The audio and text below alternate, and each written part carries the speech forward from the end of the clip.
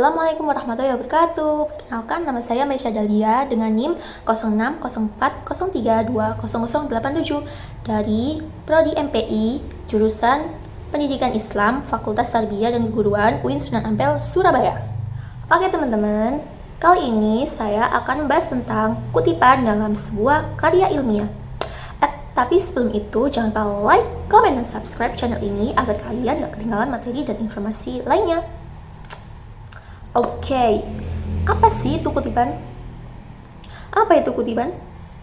Kutipan adalah suatu pinjaman kalimat atau pendapat dari para pengarang, para ahli, para pakar, atau seseorang yang sangat terkenal dan berpengaruh terhadap materi yang akan dibahas, baik yang terdapat di dalam buku, koran, surat kabar, majalah, ataupun media sosial lainnya. Kutipan ini mempunyai fungsi sebagai bukti dan atau memperkuat pendapat penulis yang dijabarkannya. Tetapi kutipan itu tidak sama dengan menjiplak, karena menjiplak itu mengambil pendapat tanpa memunculkan sumbernya.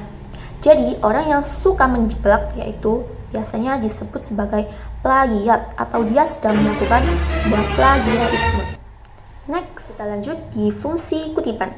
Fungsi dari kutipan sendiri yaitu untuk menunjang fakta, konsep, gagasan, atau untuk memberikan informasi tentang sumber data, gagasan, dan lain-lainnya yang relevan. Kemudian untuk memberikan penjelasan tentang suatu masalah yang dikemukakan dalam teks atau untuk menjelaskan definisi istilah secara cermat. Oke teman-teman, kutipan itu ada dua jenis, yaitu kutipan langsung dan kutipan tidak langsung.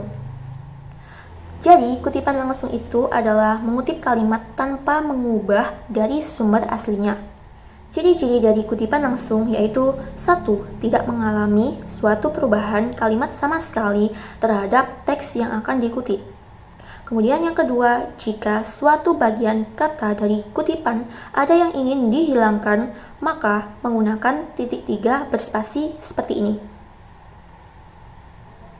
Kemudian yang ketiga yaitu jika ada kesalahan dalam bentuk teks aslinya, maka menggunakan simbol SIC tanda seru seperti ini.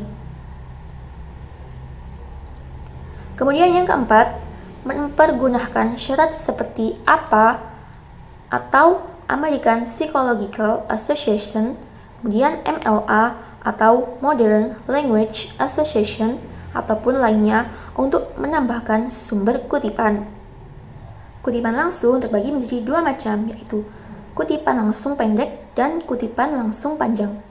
Selanjutnya yaitu kutipan tidak langsung.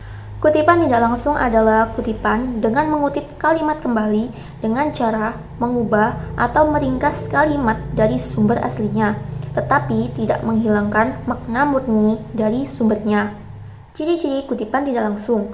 Yang pertama yaitu mengalami suatu perubahan yang jelas pada kalimat teks yang dikutip. Yang kedua, ide pikiran atau pendapat yang dikutip tidak mengalami perubahan sama sekali. Yang ketiga, dijabarkan sesuai pemahaman penulis terhadap teori atau kalimat yang ingin dikutip. Yang keempat, tidak ada nomor kutipan tanpa tanda ketik 2 di akhir kalimat. Kutipan tidak langsung memiliki dua macam jenis seperti kutipan langsung, yaitu 1. Kutipan tidak langsung pendek dan kutipan tidak langsung panjang. Cara menempatkan sumber kutipan. Ada 3 macam cara menempatkan sumber kutipan. Yang pertama, cara ringkas, yaitu cara menempatkan sumber kutipan di belakang bahan yang dikutip. Sumber kutipan ini dituliskan di antara tanda kurung dengan menyebutkan nama pengarang, tahun penerbitan, dan halaman yang dikutip. Cara yang kedua yaitu cara langsung, yaitu cara menempatkan sumber kutipan langsung di bawah pernyataan yang dikutip. Antara pernyataan atau teks dalam tulisan dengan sumber kutipan dipusatkan dengan garis lurus sepanjang garis teks. Jarak garis pemisah dengan teks adalah 1 spasi dan jarak garis pemisah dengan sumber kutipan adalah 2 spasi. Sedangkan garis baris dari kutipan itu sendiri adalah 1 spasi. Cara yang ketiga atau yang terakhir adalah cara menempatkan sumber kutipan di kaki halaman. Cara ini lazim disebut footnotes atau catatan kaki. dan cara ini lebih banyak dianut dalam penulisan sebuah skripsi. Antara bagian teks dengan footnotes dipisahkan dengan garis lurus sepanjang 2 inci dan jarak baris antara garis pemisah dengan teks adalah 1,5 spasi. Sedangkan jarak baris antara garis pemisah atau footnotes adalah 2 spasi.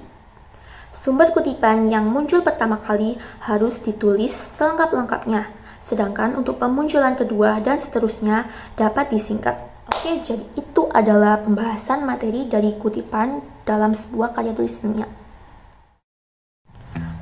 Jadi dalam pandemi seperti ini, kalian tuh harus tetap semangat belajar, semangat mencari ilmu agar kalian tidak menjadi orang yang kuda.